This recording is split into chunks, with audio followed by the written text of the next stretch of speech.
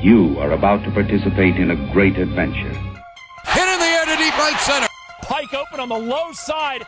Greg Pike, believe me, sweetie, I got enough to feed the needy. No need to be greedy. Mad friends with Benzes and C notes by the layers. I love it when you call me Big Papa. Hit is high. 5 seconds left in the game. Do you believe in miracles? Yes! It is far. Don't give up. Don't ever give up. It is gone. You're listening to the Tom and Jerry Show. What up, what up, what up? Welcome back to another episode of the Tom and Jerry Show. Today's December 7th, our 7th show. We're going to get into a little Football Friday. Also, are the Knicks legit? And Saturday's a big fight night. So we'll get into that also. But first, we want to get into, Kobe Bryant. Big. Kobe Bryant making history. Yet again. He's the 5th overall in points, and he's the youngest to 30,000 points. He did it in 34 years, 104 days. He also is the 5th. He's the most games to get to it. Yeah. But he just, went into a list with names like Kareem Abdul-Jabbar, Karl Malone, Michael Jordan, and Wilt Chamberlain. So that's a big list. Of course, after you did this, the big question was everywhere on ESPN, just anywhere, was, does this make him a top 5 player of all time? Like, is he one of the top 5 best players of all time? And it's tough to do that because there's been so many great players that have come through the league. To tell you the truth, I believe he is top 5. Yeah. I really do think he is top 5. I mean, it is kind of hard, to think about it with like Shaq. Shaq could be a top 5. He was the most dominant center in NBA history. So you could put him up there. I mean, Kobe's definitely a top 10. Yeah, oh yeah, easily. But it's very arguable to put him in the top 5. Because, I mean, there's so many names that come up like right away with all the Larry legends. Bird, Bill Russell. Bill Russell. It's Jerry West. Jerry West, I mean, he would be on that scoring list if they had 3-pointers in his day. I know. How many more points would he have if that was back in his day? Number 1 on the list is Kareem Abdul-Jabbar with 38,387 points. He did it in 1,101 games, and by the time, right around the time that he got his 30,000th point, he was averaging 27.4 points a game. Second on the list is Karl Malone with 36,928. He got that in 1,152 games. Yeah, Malone really he stretched it out though, getting all those points. At the time that he got his 30,000 point, he was averaging 26 points a game. Third on the list is Michael Jordan with 32,292. He did it in 960 games, and at the time he was averaging 31.3 points a game. He also retired, then came back. So you never know how much he actually could have gotten if he didn't go for baseball. Yeah. Michael Jordan, hands down, best player ever in NBA. So, he did it in, he didn't do it in as many, as less of games as Wilt Chamberlain did. Wilt did it, he's 4th overall on the list. He's got 31,419 points. He did it in 941 games. Which is crazy. And at the time, he was averaging 31.9 points a game. And before Kobe did it, he was the youngest. Yeah. So he was the youngest before Kobe and also did it in least amount of games than anybody else. Everyone, you would put Wilt up there, but what you hear about Wilt, though, he was a bad teammate. Yeah. Really bad teammate. You hear really bad things like lashing out on the teammates all the time. And if you look at the time that he was playing, he was way ahead of much his time. the biggest guy on the court. I mean, the guy scored 100 points in a game. Yeah. So he was clearly, Kobe had 81. He was clearly way ahead of his time. Yeah, definitely. And I mean, it's a very big feat for Kobe Bryant. That's something special to be in with those four. And I think what really puts him maybe in that top 5 is if he can find a way to get another championship. That's what it seems like. That's what it comes down to with everyone. I mean, you would think 5 is enough, but when you're talking about the greatest of all time, top 5 greatest of all time, I mean, you really need to do that. Get that extra something on your resume. Kobe did it in 1,180 games, and he was averaging 25.4. So I mean, he did it. He was the youngest, but he did it in the most games, least amount of points per game too. So, but also, Kobe didn't play 4 years in college. Yeah, he came right in from high school. Struggled his first year. Yeah.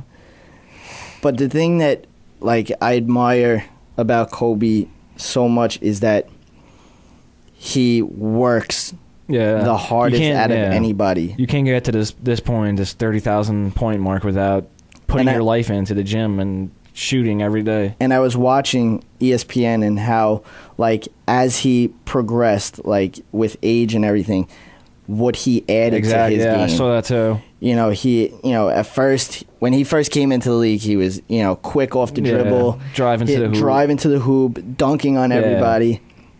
Then he got to his post up, which I think his post up is one of the best in the game. Yeah, his feet work on the post is something special. Then he started working on recently. He started working on his 3-point shot. He started, he's actually being a very good, pass and shoot kind of guy from 3-point range. And it's just amazing how you can see what he added to his game, and he just every year he adds something different.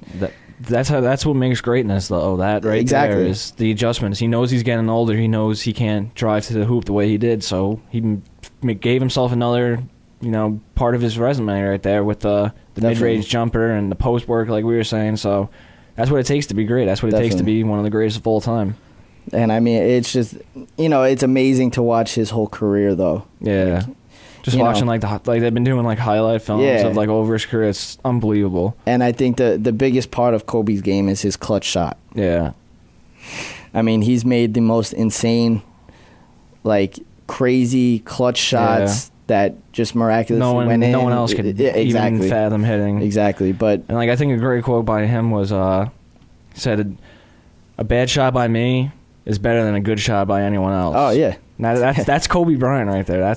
I've seen him shoot many times with his left hand and make it in. It's unbelievable. It's even some of the analysts will say he's a better lefty shooter than some lefty players. So you can't it's even crazy. Say anything about that. And another thing that I admire most about Kobe is no injury can stop him. Mm-hmm. No injury can stop him. The guy's had all throughout the years with the flu, torn ligament in his shooting hands, his knees. He's got no cartilage in his knees. It's just it's injury after injury lately with him. Yeah, but he fights through it. Always fights through it, whether it be him being sick, which Michael Jordan did, obviously with the flu game. Yeah, but you look at other players that won't even think about playing through these kind of injuries. Because he knows if he doesn't play, his team probably won't win. Yeah, and that's something Kobe doesn't like doing. He does not like losing. No, not at all. He wants to be in there for his team, and he's a winner. He wants to win every game. That's just who he is. But another big NBA news going into after last night. The Knicks beat the Heat. Everyone's all hyped. Once again. Everyone's getting hyped. This is the second time this year, and they beat them in Miami without Carmelo. I don't know what to say. They're kind of, showing me up. They're proving us wrong now. They are proving us wrong, but we know. We just know. I still don't want to really... really believe in them yet. They're starting to make me believe. Yeah, they're definitely getting there. But when you look at the team, and especially the game last night, it's a perfect example of how what they've been doing this year. They've been shooting the lights out. Lights the three out. ball. 18 threes last night. All right, so we got the 3 ball, which is obviously it's not going to go all year. You're not going to shoot like this all year. Your point guard, besides not Raymond Felton, Jason Kidd, 39 years old. Rasheed Wallace, 38 years old. Yep. And they also have Kurt Thomas, who's 4,700 years old at this point. Yeah. So those guys, you don't know if they're going to last all year long. And Rasheed's your other 7-footer besides Chandler. Yeah. They're not going to shoot the same way they've been shooting right now all year. They hit 8 threes in the third They cannot quarter. last. Like it's, I mean, they're going to get open shots. Like this is how they run their offense with the threes. They have very good ball movement. Yeah, but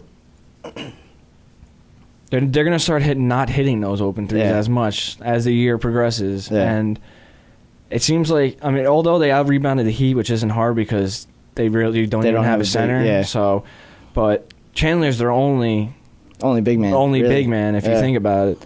So besides Melo, like you could say Melo. You can say Melo, but I'm talking. Like we're talking like he could play power forward. But we're talking like the 7-footer, exactly. like center, offensive rebound guy. I mean, the Knicks win 112-92. This is in Miami. Yeah. In Miami. I mean, but with Miami, it just looks like they don't care about the regular season.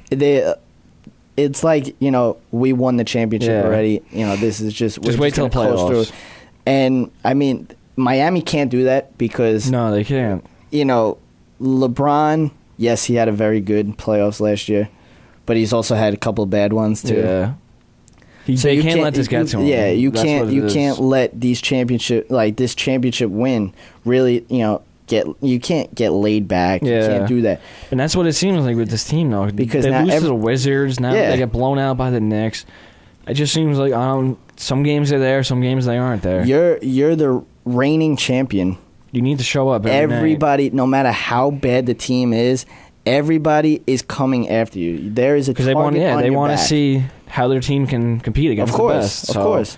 And the Knicks have a lot to prove to Miami. Right, yeah, especially after they got whooped in the playoffs last year. So the Knicks shoot 45% from the field. Dwayne Wade 3 for 13. Yeah, that can't happen. Yeah, that can't happen. Raymond Felton, 27 points, 6 of 10 from 3-point range. It just looked like a shootout game. Like it was a 3-point contest. And like I said, the Knicks won. When they first signed Raymond Felton, I thought it was a very good. That's a very big move. I think he's better than Jeremy Lin. Yes, without a doubt. I mean, everybody was really, on Jeremy Lin's back, blah, blah, blah. I didn't think he was that good. No. I didn't think he was that good. And he would be worse now because he fit the pick and roll system with D'Antoni, and D'Antoni's obviously not there anymore. So he just wouldn't. I don't think he would work in Woodson's play style anyway. Miami has 14 turnovers. That helped out a lot. Yeah. Knicks only 7. I'm not. For all of this, I'm not trying to take anything away from the Knicks. I just feel like the Heat just don't show up some games because if they think they're better than everyone else, or I don't know what it is about why they don't show up. I could see that too, and you can't do that when you're the defending champions. And LeBron he's still going to get criticism, even though of course he got the ring and everything like that. And of course, you can't just not show up to games like last night because that's why you get the criticism that you get. Of course, because you and your team of superstars apparently just takes off regular season games. I love what the Knicks are doing. It gets all the Knicks fans hyped. I don't want you guys to get too hyped because they've done this before. Exactly. They've done this before. I don't know if they've played this well before. I mean, they got the best record in the league. But that speaks for something, but it is early. You don't know what can happen. Exactly. We're only 19 games into the season. The only advantage I say they do have is that they play in the East, which is just not that deep this year at all. Like it seems like you got to keep Boston in there, but it seems like it's coming down to the 2 New York teams with the Nets and the Knicks and Miami. That's really all you see out of the East now. Yep. And I mean, I'll start, even becoming more of a believer. Yeah. Once we get around the All-Star break, if they're doing what they're doing now, I'm waiting for Amari. That's another thing. If he could come back and they play like this or even better, I'm right on their bandwagon. I just don't know how he's going to fit in. I don't know either. That's the problem with Amari right now is what are they going to do with him when he gets back? Because he's like a guy that creates for himself. And then who do you take off? And who do you take off the court? That's part of the reason that you have the best record right now. You're going to get rid of Rasheed Wallace. Yeah. What are you going to do? It's you never know. And the worst part about all this is he's got a contract for $100 million. I mean, we're not just talking about some regular guy here that off the bench or anything. Yeah, we're talking about a superstar. But yeah, I mean the Knicks are surprising us. Definitely. Keep doing what they're doing. We'll get into a little football Friday. Actually, we had a little bit of football. We had a Thursday night game last night. We're not going to go too crazy on it because it clearly was not a game. It wasn't even close. Denver Broncos versus the Oakland Raiders. Denver wins 26-13. Peyton Manning, second player ever to get to 5,000 completions. Had a very good game, 26 for 36. 310 yards, a touchdown and interception. The interception, his arm was hit. Yeah, and the guy made a diving catch. It was a beautiful interception. It really was. Noshawn Moreno gets career-high touches, 32. Well, he's going to have to step up with McGahee out. With McGahee, exactly. He had 119 yards and a touchdown. I mean, Noshawn Moreno, before he had all of his injuries, he was a very good running back. Very good running back. If he could get back to that, Denver's in a real, even without McGahee, they're in good shape. They're in a very good shape for a serious and the division run. that they're in is just... It's already over for them. I mean, every year that they have Peyton, they're going to win that division. Oh, of course. It's not even going to be close. It's going to be like he was in the AFC South again, just blowing out every other team by 4 games every year. McFadden came back. He only had 11 rushes, 52 yards, supposedly tweaked his ankle again. He probably just doesn't want to play. I mean, the guy gets hurt every year. And with his talent, Oakland needs him on the field. They need him. He is the Oakland Raiders. He's the Oakland Raiders. Yeah, he's the face of the Raiders. If they, because even last year when he started playing and he was playing well before he got hurt, Oakland looked good. Yeah, Oakland looked real good. They could actually do something for once. And then he gets hurt, and they they pull an Oakland Raiders. Exactly. And now they're talking about maybe Carson Palmer going. I don't know. This is another team that may have an opening at quarterback that maybe Alex Smith, any of these guys that could be going. This is a good year to be, one of those a free agent quarterback. Yeah, this is a very good year for it. Definitely. But yeah, Peyton Manning pulls it off once again. Yeah. Denver, is still, I think they're the third seed right now. Third seed. So, I mean. But they could move up to 2 if the Texans beat the Patriots this week. Yeah. On Monday night. Yeah. We're going to go into a couple. They look really good. I just want to say that right before we go. Peyton, their defense is very, very good. Yeah. The defense has been always He's good. never had a defense like the Broncos. That's what I'm saying right now. So this is scary what we're seeing. And then you go to Peyton and MVP. Yeah. Definitely having an MVP season. And now we're talking Moreno. If he gets going, I mean, this is a dangerous this could be a favorite team. for the AFC. They don't have great wide receivers. They have very good wide receivers. Demaryius Thomas, he's definitely good. He's getting there. Eric Decker, also good. He just makes them better. Yeah. I mean, Demaryius Thomas was good last year. I'm not taking anything away from what he did last year, but Peyton just makes everyone so much better, just like he did with Brandon Stokely in Indy. And Brandon happens Stokely's to be in Denver with him now because now. I think he knows that what he did for his career. So Jacob Tamme, back with him. You're throwing guys with like Jacob Tamme and Decker, and he just makes them so good. Not like superstar players, but very good players because of Peyton Manning. Exactly. So they're known because of Peyton Manning. Demaryius he's going to get a big contract, and he should be giving some of that money to Peyton. Definitely. But we're going to get into a couple. We're not going to get into every game because every game really doesn't count towards. We're going to get into more of the playoff important games. Yeah. First game, Dallas versus Cincinnati in Cincinnati. Dallas looks like they're getting most of their injuries back Looks like they got a little except bit for of the mojo. except for the ones that are out for the season, which they have very long list. Long list of. Dallas looked good last week. Yeah. With getting DeMarco Murray back, which is pretty much. They are just such a different team with DeMarco Murray on the field. You can just see the difference they have last a run week. game. Yeah, you saw the difference last week. So, but Cincinnati is very hot right now. Very hot, very tough, tough-minded defense. Their defense, best tackling team in the NFL. So I mean, then you got Geno Atkins. Yeah, the run game is going to be tough. Right now is definitely an underrated player this year. He's the best defensive tackle in football. I think between him. I think it's between him and J.J. Watt being the best players. In the league, defensive wise this year. It's got to be those two. And I mean, depending on what the Bears do, I guess you would Tillman, with all the forced fumbles and everything like that. I guess you would throw him in there for defensive player of the year, but it's got to be. It's got to be those two right now. Cincinnati, they have the ex-defensive coordinator the Cowboys used to have, Mike Zimmer. Mike Zimmer knows. Yes, he's very good. Mike Zimmer knows Jason Garrett very well, so he could. He's going to know exactly. Yeah, he's going to know what Garrett's doing. Then they have a lot of ex-Cowboy players. They got Terrence Newman. Yeah, Pac-Man Jones.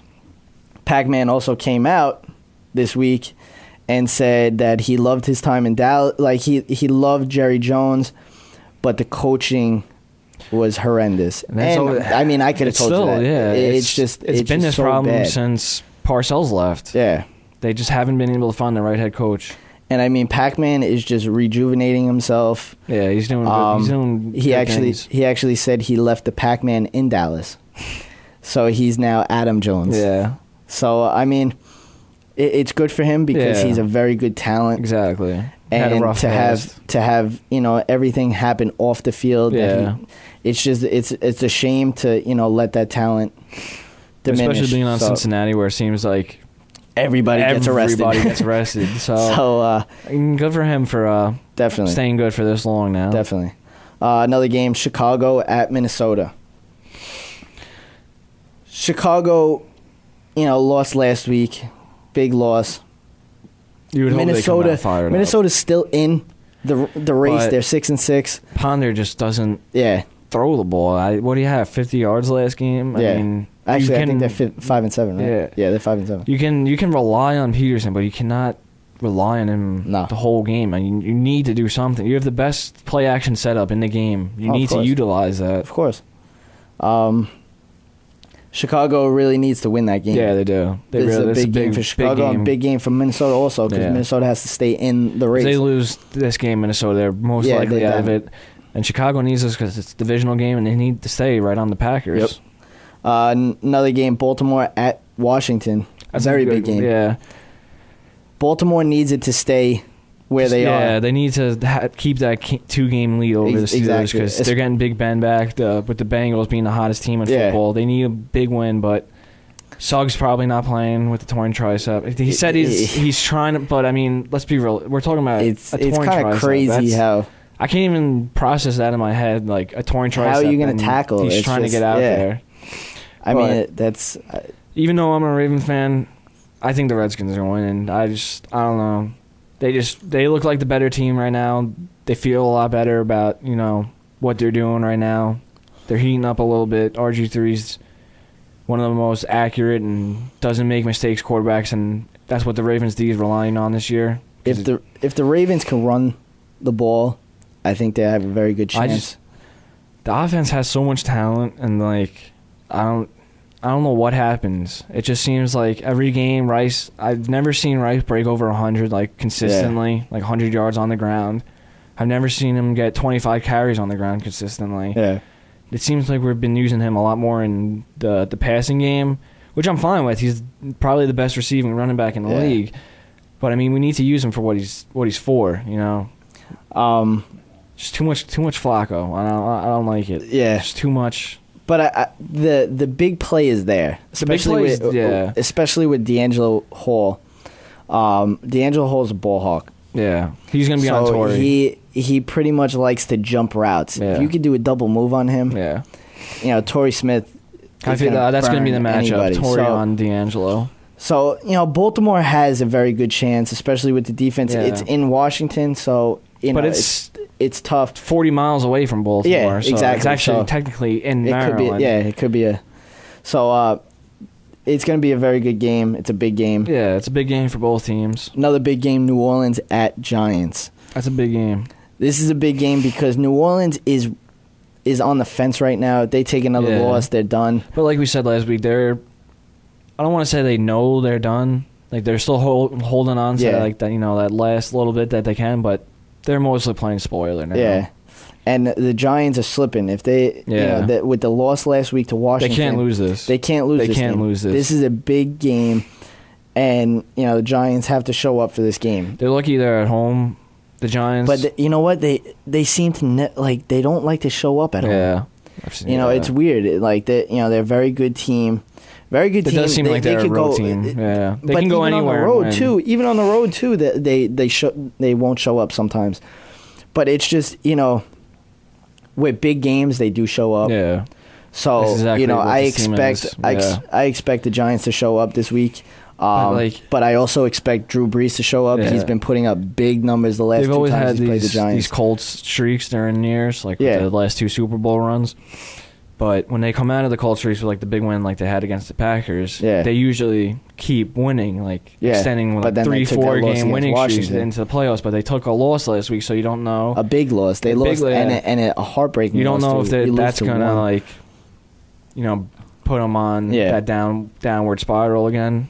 Or if they're, because like we said, they do show up on big games. Arizona at Seattle. That's going to be ugly Arizona. This is somewhat a big game because Seattle's 7-5. Yeah, they're right there. They have the last, they have a hold on the last wild card spot. Arizona. And Seattle knows they can go up to that 5 spot because they beat Chicago. And Seattle is at home. They're feeling good, Seattle, and they have every reason to be feeling good. Especially if you look at, if I'm a Seattle Seahawk and I'm looking at the rest of my schedule for the next 5. You're seeing all those games at Seattle. So it's it's not, it's hard not to be excited about, going forward. They're going to show up every week because they know they have a great chance to finish the season with a very good record playing at home. And I think the biggest game, Houston at New England. Yeah. This is a big game because this could be the AFC title game. Yeah. This is very well could be the AFC title game. So both teams are going to show up and do everything Patriots don't lose at home. They don't lose in the second half of seasons under Belichick. If Houston does lose this game, now the AFC gets a little bit more interesting. Oh, it's definitely because now you got 4 teams within one game. So it makes it very interesting. And if New England can find their way to that number 1 seed, it's just I don't know how they do it every season, but they do it. Yeah. They do it quiet. It seems like lately they've been doing it quietly too. Yeah, it's amazing how they could do that. Well, it doesn't help that the division, basically gives it to them every year. I know it's ridiculous with that division. It's like warm up game. Buffalo can't touch them. Buffalo is never. They can't do anything against them. It's basically like Tom Brady just goes out there and is playing scout defense. I know. So it's not much you can do. I mean, the division is what it is, but. Can't take anything away from Brady and Belichick. Yeah. I just wanted to update everybody with the NHL. It's all good. The meeting stalled again. It was looking like that they were going to get a 50-game, season going. Get something going. But somehow the meeting got stalled. Yeah, the and NHL, they rejected offers and everything. So now it's just getting ugly. And I'm pretty much maybe 90% sure that this is not going to happen. They got to do something with Gary Bettman. They need to I don't know if it's an impeachment system. I don't know what it is with commissioners. I think stepping down too. But it gets to a point where when you have 2 lockouts under your name as commissioner it's bad. For full seasons, not just a little strike. Yeah. We're talking full seasons gone. Yep. That's bad. You can't have that on your resume. You cannot have that. But yeah, I'm pretty much, I'm 90% sure that this is not going to happen. Personally, I'm not too sad hockey's gone because the Islanders, aren't anything relevant. But for the Ranger fans out there with the big signing with Rick Nash, I mean, I'm sure it's a disappointment. It's definitely a disappointment. But this is not going well. No, it's just getting worse and worse. Yeah, but I just wanted to update you guys on that. Another update with baseball. Yankees came out and said that they're secretly looking into Josh Hamilton, like I said on Wednesday. Yeah. Yesterday they came out saying that Seattle was close to a 3-year deal with Josh Hamilton. Then Seattle's GM comes out and says, we're not even close to one. We're not, Yeah. It's all going to depend on the Rangers. If the Rangers can come out and do what they really want, is get Zach Greinke. Yeah, that's what they want. And then trade for Justin Upton. They could do that, then this can get very interesting between Seattle. Yeah. The Yankees want to get involved with it. It looks like they might get involved with it. The Yankees put Nova and Hughes as well as Granderson on the trade block. I don't know what they're up to. See, like, what I don't get, they're trying to get to $189 million on payroll. Yeah. By 2014. Okay. So, step one, or just my point one is they're getting rid of Granderson. I know he's going to want a lot of money, but so you get rid of Granderson and you bring in Josh Hamilton. Basically the same numbers. Yeah. Same numbers, but Hamilton's going to be even more money than what Granderson is. It doesn't make any sense to me. I don't know what they're up to. Now you want, like, with the Yankees, they're always going old. Yeah. Always going old. They're going for the guys that have proven. Their pitching staff is sort of young. Yeah. But now you're going to get rid of our young players. Yeah. It's just, you're going to get rid of Hughes, who's young. You're going to get Nova, who's younger than Hughes. And who knows how to win. Yeah. Who knows how to win. At one time last season, he was the best pitcher, for like a month straight for the Yankees. I don't know what, they're thinking. The Yankees, I just feel like they're just, And I feel like it's a payroll thing because, like, they know they're young. And they said they want to get onto that. They've done good things with the Yankees, so maybe they're expecting, like, bigger contracts, and they want to avoid that with the younger players, but that doesn't make any sense when you counter that with trying to bring in Josh Hamilton for $25 million a year. Yeah. That's defeating the purpose of trying to lower your salary cap. Another thing the Yankees did, they offered Youkilis 1 year, $12 million. Now he's got two offers on the table. He's got Cleveland, which Terry Francona is the coach now. I just think he's going to end up going there because of the bond he had with Francona. He got the offer of 2 years, $18 million. I don't know which one he's going to pick. Yeah. I mean, he does have Terry Francona over there. That's why I just think there's something between those two. It could happen. I think the Yankees made it, like, not a big error, but a mistake by letting Chavez go. Just walk out for $3 million. Definitely. Because when A-Rod went out last year, he filled in. I mean, he's not putting up A-Rod numbers, yeah, but he played very well. He's a good defensive third baseman. He's not making the A-Rod money, obviously, but he's basically doing what A-Rod does at this point in his career, and I just think that was a big mistake, but just letting him walk. Yeah, definitely. Just walk like that.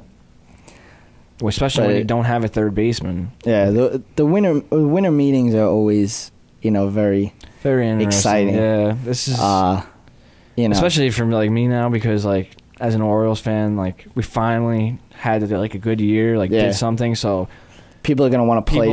This is the first time I've ever like actually had like winter meetings where team like players might actually want to go to my team for one. So it's exciting. Do you think they're gonna re-sign Mark Reynolds? I want him to.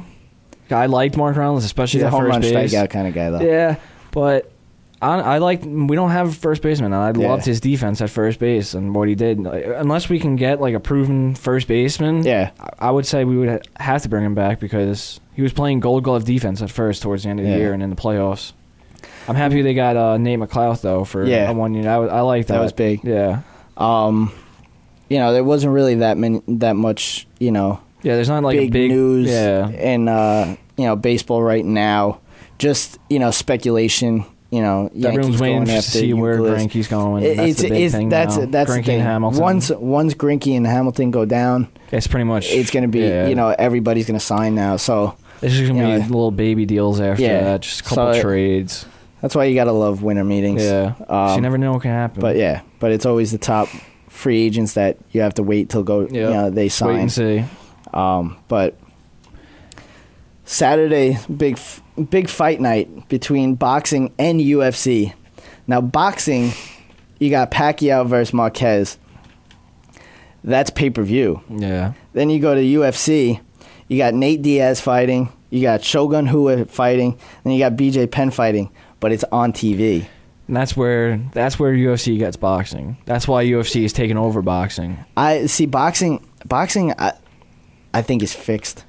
Yeah, I really think it's fixed. You can't trust anything going on with boxing anymore. I mean, really, the only ones that you could really go out and see is you got Pacquiao. People are gonna want to see. All people want to see is Pacquiao and Mayweather. Well, that's the thing. That's it. I'm telling you, the numbers that they're gonna get for that fight, if they can make that happen, is gonna be amazing. It could potentially bring back boxing. Exactly. It's been dead since probably the Tyson era, after the Tyson, Holyfield, all that. This fight is going to be good. This is the fourth time that they're facing. Pacquiao's 54-4-2 with 38 knockouts. Marquez is 54-6 with one with 39 knockouts. Their first fight was in 2004. It came in a draw for the featherweight title. Then they fought again in 2008. It was a close win by Pacquiao for the junior lightweight title. And then 2011, close win by Pacquiao again for the welterweight title. So it's going to be a close fight. Yeah, it's going to be good because they know each other. Marquez thinks he won the two fights that Pacquiao won. I think, I remember the last one was pretty... It was close. Yeah. So it could have went either way. It's going to be a very good fight. It might even go the distance. I think it is because it just seems like their fights do. They get very, they're both, small, quick. So, it should be a good fight. But I would love to see who gets more of the ratings. That's the big because then you go to the UFC side. It's on Fox 5. Nate Diaz 16-7 is the main event, going up against Benson Henderson, who's 16-2. Nate Diaz is a striker, but he can submit as well, which is big. Yeah. If you could do that, if you could stand up, and then if you want, you could go down on the ground. And, you need to have submit. like a ground game. Yeah, because it always seems like it gets onto the ground. Benson Henderson, on the other hand, is a takedown fighter. He likes to fight from the floor. Yeah. So it's definitely going to be a good fight. I think Nate Diaz is a very good fighter. I really like Nate Diaz. So it should be a good fight. I think Nate Diaz takes that too. Then the co-main event is Shogun Rua against Alexander Gustafsson. Shogun's 21-6, while Gustafsson's 14-1.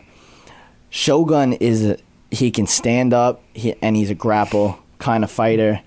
Gustafsson is a stand-up aggressive fighter. Yeah. So we might see a knockout in this fight. That's got the potential for the knockout. I love the stand-up. Go right at each other. I love those fights. Yeah. You gotta love knockout fights.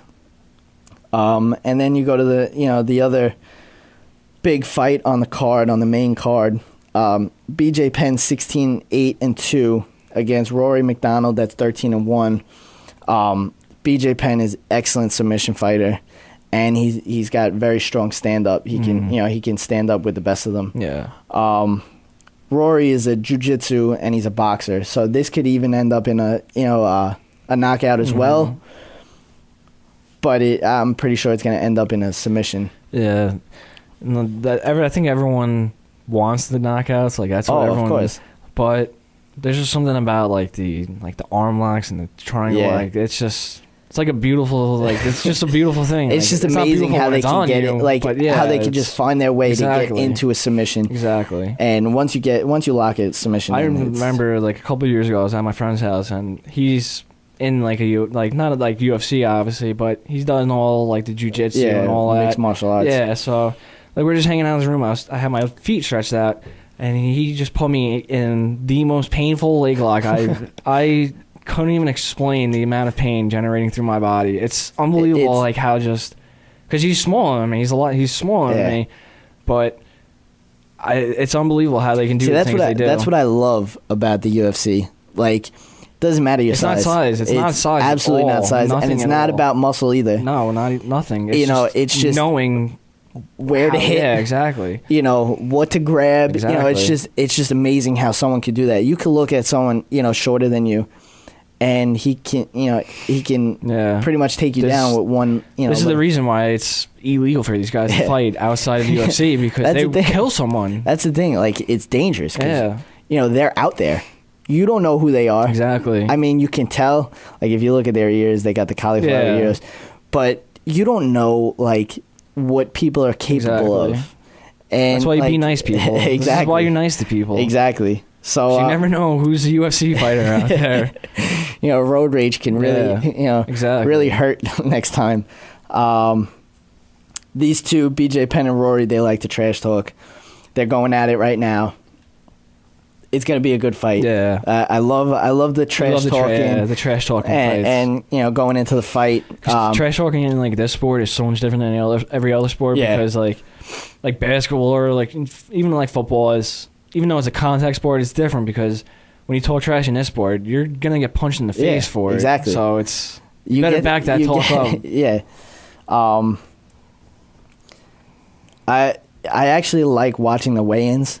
Because it can get very heated. It always seems to get heated. So, it's actually pretty funny, like, watching them. Yeah. Like, sometimes they'll go up to each other and just go nose to nose, and, like, you separation. Can really see that they want to knock the guy out. But, and then you get the other people that, could go into a fight, and they're, like, friends with the guy that they're fighting. And then after it, they get knocked out, they get up, they hug the guy. Yeah, it's amazing how the sport unlike is. The UFC show where they're, like, trying to get into the UFC. The Ultimate Fighter. Yeah, it's they're beating Oh, I know. And then they're in everything out of each other in the house together.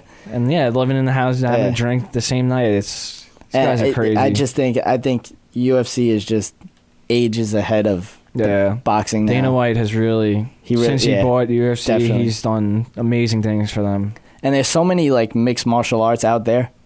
But UFC is like that's a major league. That's a major league of it. He did incredible things with UFC. So, I mean, it should be a good weekend of sports. Saturday's going to be a good fight night. I'd love to see the ratings, who gets the most. Yeah. Because now you're looking at boxing. Boxing's going with one of its top fighters. Probably the top fighter right now. But it should. But still, people know like boxing is dying. It's a dying sport, and why would they want to pay money to see it on pay-per-view when you got guys? And it's not just a little amount of money. You're paying $60. Yeah, that's the thing. And now we're talking about UFC, which is more exciting. There's more action. There's more everything going on. There's more excitement in the fans. It's quicker, too. Everything. Yeah, it's quicker. It's there's more than one fight. Yeah, it's 3 rounds. And it's free. That's 5. Yeah. You can sit in front of your TV with your friends and not have to spend $60. They do have the pay-per-view. And usually their top fighters go on the pay-per-view. Yeah. But you know what? They get their money because you know what you're going to get. Yeah. You know it's exciting. Exactly. You know it's going to be good fights. Boxing, it could go, as many rounds as they have. Yeah, we're talking like 12 rounds. Yeah. Barely any action. Just a couple. With UFC, you got 3 rounds, 5 minutes. Yeah. Bing, bang, boom. The fight you don't could be have over. time to stretch it out and play tactical like boxing. You got to do your thing. Then you got title fights that are 5 rounds, 5 minutes. Mm-hmm. So the title fights are very interesting. Yeah. Title fights are very interesting. But, it's always... You're always looking for that knockout. There's more knockouts in, UFC than there is boxing. And now, like, boxing, it just seems like you see guys walking into the ring with, like, 6 belts and stuff. You don't even know what half of these belts are. Exactly. It's becoming a joke, boxing. But it should be a good weekend of sports. Yeah, it's a good weekend. Good weekend coming up. We're going to be signing out. Thanks again for, liking the page. Yeah. If you haven't already, do it. If you haven't followed us on Twitter, do that as well. Tom and Jerry Sports, the N being the letter N. Yeah. But we're going to keep on, doing what we're doing. Hopefully, Doing our thing. you guys can support us. Breaking news.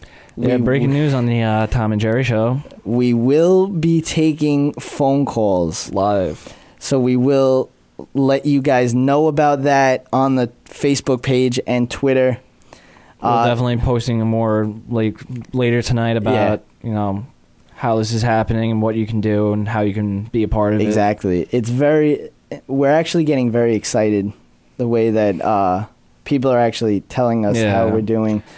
We love the support. That's why we're doing this. I Yeah. mean, like we started out doing this as, just to do it. Yeah, just to get do it out because there. we love to talk about sports, but why not get paid for it? Yeah. And like now hearing like from our family, our friends, and people we haven't seen in a while coming up to us and saying, that's you guys. we're doing that's a our real thing. deal show and stuff. Yeah. Like it's unbelievable. Yeah, I mean, we come out here every week and we try to, hit you guys with knowledge, so you guys know more about sports. Yeah. We're not gonna come out here and waste your time. We're gonna give you, what you need to know about games coming up or what games just passed. We're going to give you what you need to know so you guys could be, you could go out and talk about and sports. we're going to give our opinions because we feel, Of course. we're very knowledgeable, like the topic we're talking about, and we're trying to, share what we know with everyone else out there listening. And remember, I'm a Yankees fan, Cowboys fan, and a Lakers fan. So if you have any, questions about that, I'm more than welcome to argue with you. I do it with the best of them.